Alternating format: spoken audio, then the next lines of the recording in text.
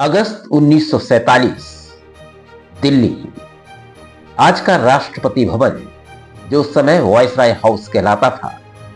भारत और पाकिस्तान का विभाजन हो चुका है। राष्ट्रपति बॉडीगार्ड के दो अधिकारी, ठाकुर गोविंद सिंह और साहबजादा याकूब खान, जो कि अब पाकिस्तान जा चुके हैं, राष्ट्रपति भवन में मौजूद हैं। यहां पर दोनों एक खास मकसद से आए हैं। दोनों के बीच एक टॉस होना है। याकूब खान टॉस उछालते हैं, सिक्का उछालते हैं और गोविंद सिंह हेड मांगते हैं। सिक्का जमीन पर गिरता है और हेड आता है। और इस तरह टॉस में भारत एक ऐसी चीज जीत लेता है जिसके लिए भारत और पाकिस्तान दोनों अड़े हुए थे। और वो चीज थी शाही बग्गी, राष्ट्रपति की शाही बग्गी, जो उस समय वॉयसराय की शाही बग्गी कहलाती थी। भारत की आन बान और शान का प्रतीक बग्घी। इस तरह से ये बग्घी, शाही बग्घी, शान की सवारी भारत को मिलती है। नमस्कार, मैं हूं शैलेंद्र और आप देख रहे हैं इन डेप्थ। इन डेप्थ में आज हम बात कर रहे हैं भारत और पाकिस्तान की बंटवारे की, जिसमें ना सिर्फ सरहद बटी, गांव बटे, शहर बटे, बल्कि बहुत कुछ बटा, एक एक सामान बटा। जब भारत और पाकिस्तान का विभाजन हुआ तो वो सारे सरकारी महकमों के सामान भी बटे, जो भारत और पाकिस्तान संयुक्त हिंदुस्तान को गवर्न करते थे। तो एक एक चीज बांटी गई, एक एक विभाग की। टाइपराइटर बांटे गए, पेन बांटे गए, पेंसिल बांटी गई और अलमारी बांटी गई। एक एक चीज, टेबल कुर्सी, सब कुछ बटा। लेकिन इस बंटवारे की कहानी में कई दिलचस्प कहानियां निकल कर आती हैं। सबसे दिलचस्प कहानी है राष्ट्रपति भवन की वो शाही बग्घी, जो सोने से जड़ित है। काले रंग की बग्घी जो आपने देखा होगा, भारत के राष्ट्रपति भवन में कई बार इसका इस्तेमाल होता है और इसमें कई बार राष्ट्रपति चलते हैं। तो ये वॉयसराय की बग्घी कहलाती थी उस समय। वॉयसराय यानी हिंदुस्तान, संयुक्त हिंदुस्तान के प्रथम नागरिक, जो कि अब राष्ट्रपति कहलाते हैं हमारे।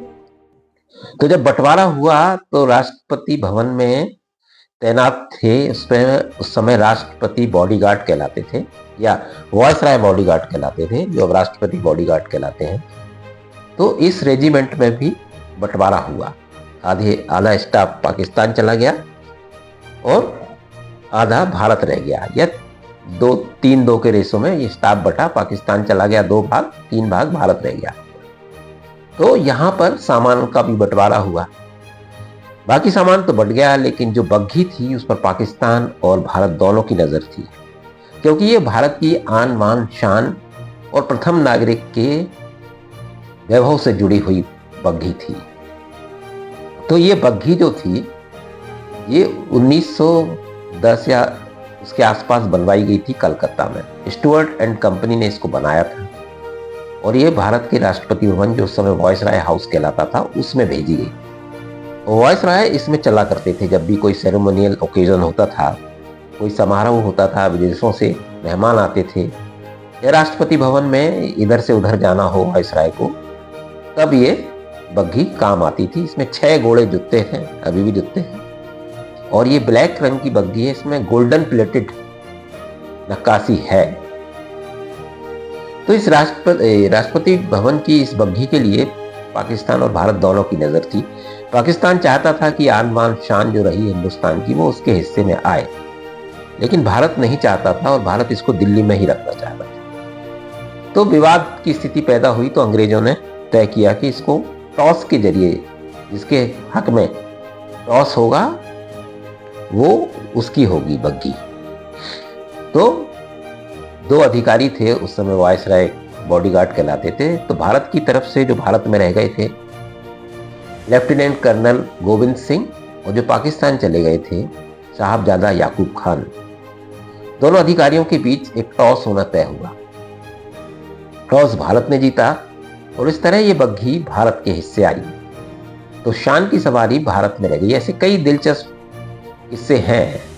आपने इस बग्घी को देखा होगा। 1900 सबसे महत्वपूर्ण इसका उपयोग हुआ आजादी के बाद, जब भारत का संविधान लागू हुआ सबसे ज्यादा 26 जनवरी 1950 को। तो राष्ट्रपति राजेंद्र बाबू इसमें बैठकर कार्यक्रम में आए और ये वहाँ से इस्तेमाल होना शुरू हुआ इस बग्घी का। तो लगातार राष्ट्रपति इसका इस्तेमाल विभिन्न समारोहों में, राष्ट्रीय पर्वों पर करते रहे, और जब शाही मेहमान आते थे तब भी इसका इस्तेमाल होता था। 1984 तक तो इसका इस्तेमाल खूब हुआ, हर 26 जनवरी, 15 अगस्त को। लेकिन 1984 में जब इंदिरा गांधी की हत्या हो गई, उन्हीं के बॉडीगार्ड ने की, तो सुरक्षा की दृष्टि से इस बग्घी का इस्तेमाल बंद कर दिया गया, क्योंकि ये ओपन थी और खुले में चलती थी।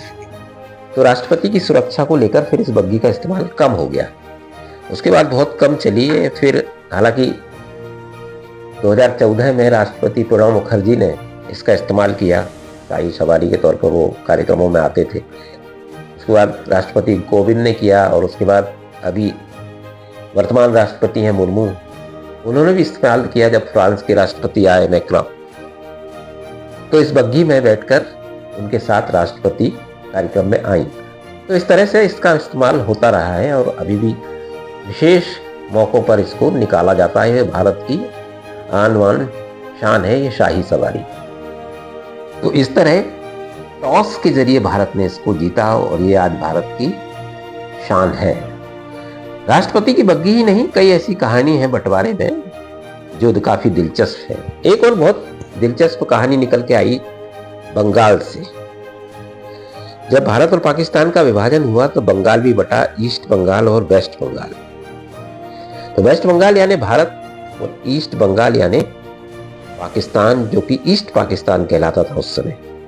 तो इन दोनों में भी विभाजन हुआ। तो यहाँ वन विभाग का बड़ा महकमा था बंगाल में, तो वन विभाग के महकमे का भी विभाजन हुआ और उनका सामान भी बटा। तो सब सामान तो आराम से बट गया, लेकिन एक बहुत खास उस समय चीज होती थी, हाथी। वन विभाग में जो जंगलों से लकड़ी निकालने का काम करते थे, तो हाथी बहुत सारे थे, तो वो भी बट गए। लेकिन एक हाथी था जिसका नाम था जॉयमोनी। ये जॉयमोनी हाथी जो था विशेष था, इस काफी उत्कृष्ट हाथी था और काफी काम करता था और खूबसूरत बड़ा हाथी था। तो इसके विभाजन पर बात अड़ गई। पाकिस्तान जो उस समय ईस्ट पाकिस्तान था, बांग्लादेश है, वो इसको मांगने के लिए अड़ गया, वो उसे ले जाने के लिए अड़ गया, जबकि भारत अपने पास रखना चाहता था।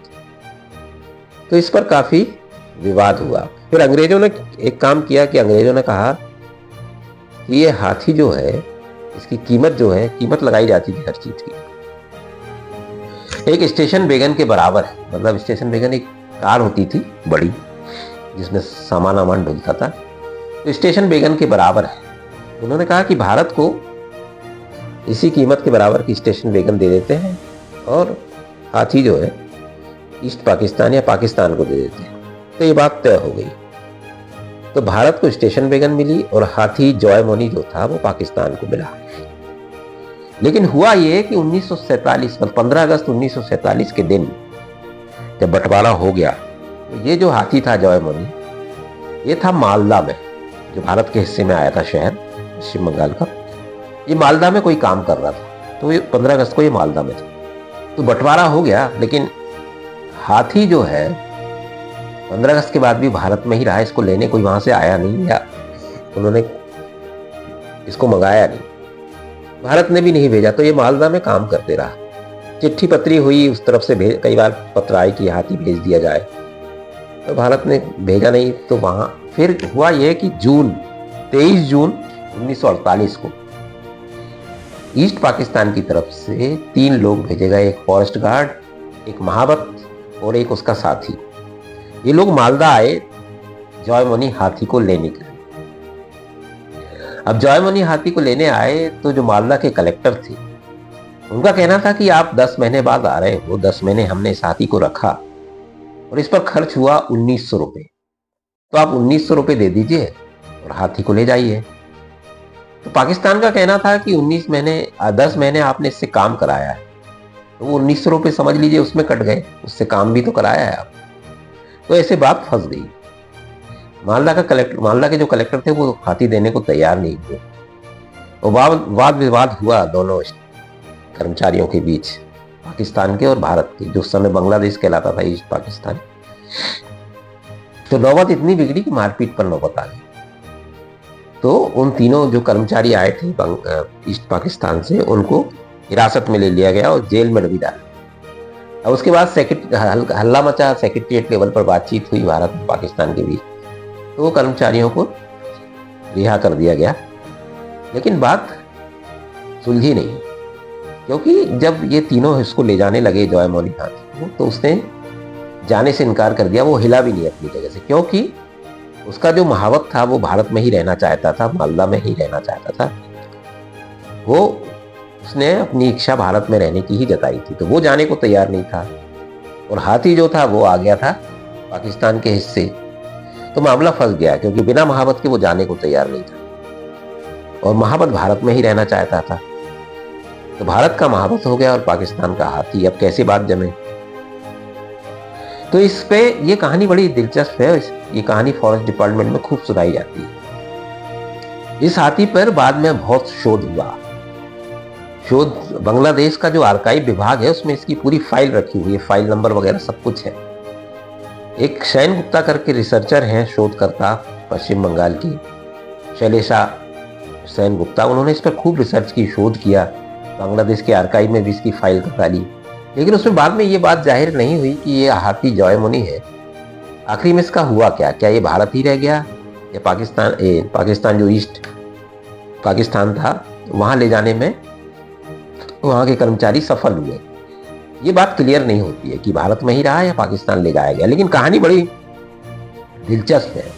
जैसे एक बग्घी की और हाथी की मैंने कहानी सुनाई आपको, इसी तरह से बैंड बटे जब सेना के बीच, उसमें भी काफी विवाद हुए। किसी ने जंजीरा मांगा, किसी ने कुछ मांगा बजाने का यंत्र। तो ऐसे खूब सारी कहानियां हैं 1947 के बंटवारे की। तो देश ही नहीं बटा, सामान बटे, भावनाएं बटी, शहर बटे, आंगन बटे, लोग बटे। और ये इतिहास की मानव त्रासदी, सबसे बड़ी मानव त्रासदी के रूप में आज भी याद की जाती है। भारत और पाकिस्तान का विभाजन जो है मानव के इतिहास में सबसे बड़ी त्रासदी के रूप में दर्ज है। तो फिलहाल इस वीडियो में इतना ही। दीजिए इजाजत। नमस्कार।